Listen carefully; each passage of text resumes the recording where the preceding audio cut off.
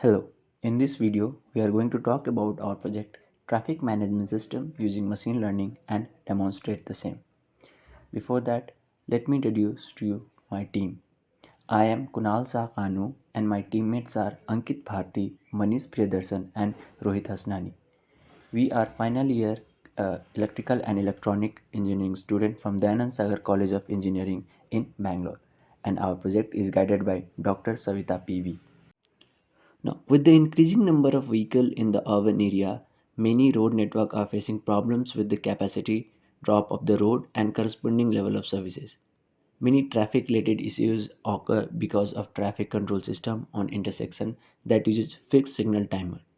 They repeat the same phase sequence and its duration with no change. Increased demand for the road capacity also increases the need for the new solution for the traffic control that can be found in the field of intelligent transport system. Now there are several ways to control the traffic signal switching, among which some of the conventional methods are explained as below. Number one is the manual controlling. Now, as the name suggests, it requires manpower to control the traffic. The traffic police are allotted for some required area to control the traffic. Now, the traffic police carry the signboard, sign light, and whistle to control the traffic. The other is conventional traffic light with static timer. These are controlled by fixed timers. A constant numerical value is loaded in the timer and the light are automatically switched to red or green based on the timer value. The other is advanced version which is electronic sensor. Now in this method, some loop detector or a proximity sensor are placed on the road, and this sensor gives data about the traffic on the road, and according to the data traffic signal is controlled. But there are some drawback of this conventional system, like in the manual controlling system it requires large amount of manpower. Similarly, in static control, which uses traffic light with time, similar light time for all the every phases, it doesn't suit the adaptive nature or the real-time traffic on the road. And for the electronic sensor, while we use this proximity or a rope detector, the accuracy and the coverage are often in conflict.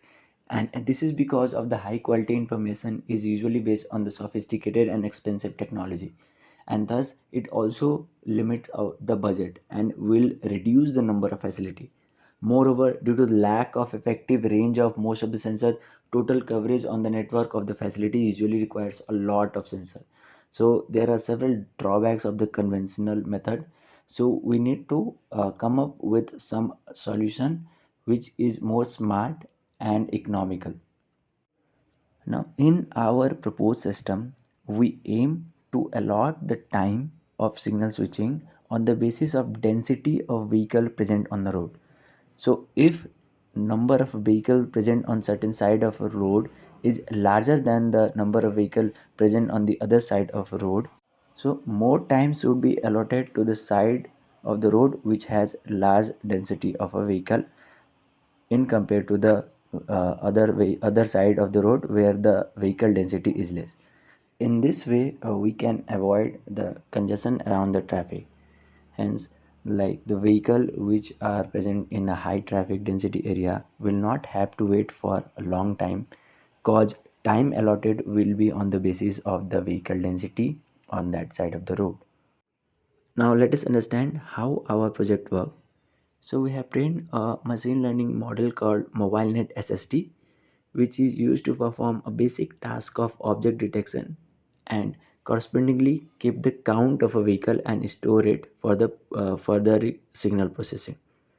Now it accepts the video in the form of like real time or a pre-recorded and does the work of vehicle detection and keeping the count of it. Now video from all side of the road is sent to the model where a vehicle is detected and the count is stored, and this count is sent to Raspberry Pi where the computation is done, and on the basis of density of vehicle on the road time is allotted to each side of the road. So the main task was to make this project presentable, so we came across with a GUI to demonstrate our machine learning algorithm. So now we'll be demonstrating our project. Hello. So now I'll be giving a demonstration of our project, uh, how it functions. So this is the directory that we have. We consist of all the 4 machine learning programs, which helps us in getting the density of 4 lanes, all the 4 lanes. Vehicle num1, when we run this program, density of lane 1 we get 10. Similarly, when we run other program 2, vehicle num2, we'll get the density of lane 2. And similarly for lane 3, vehicle num3, we get the density of lane 3. So this is how we get the density of all the 4 lanes. After this density of all the 4 lanes has been gathered, it goes to our GUI. On our live project, what we'll be doing is we'll be collecting data directly from the camera and feeding it into our program. So now all the data of density of each lane that we have gathered from all the 4 lanes will come to this GUI 10, 56, 50, 49. These are the density of each lane that we have gathered after running the machine learning model. So if we start the process of traffic, as the lane 1 has more density compared to lane 2, lane 3, lane 4, more time will be allotted to the lane 1 compared to lane 2, lane 3 and lane 4. So the green signal switched on for lane 1 now.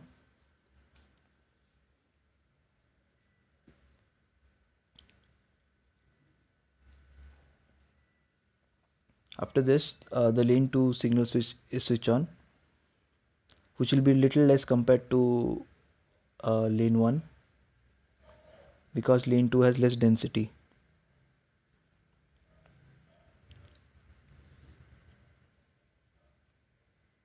And now the signal switching will take place for lane 3.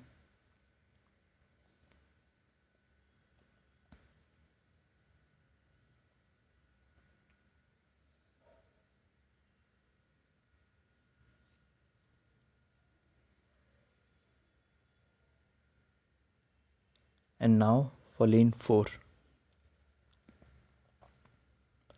As the density of lane 4 is least, the traffic signal will be switched on for very less time.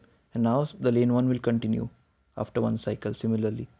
Now in between, when an emergency vehicle comes into picture, we can see is the priority is given to the emergency vehicle. Everything is stopped. The emergency vehicle passes. After the emergency vehicle is passed, the regular flow of the traffic signal will continue, as we can see here. Lane 1 is getting continued.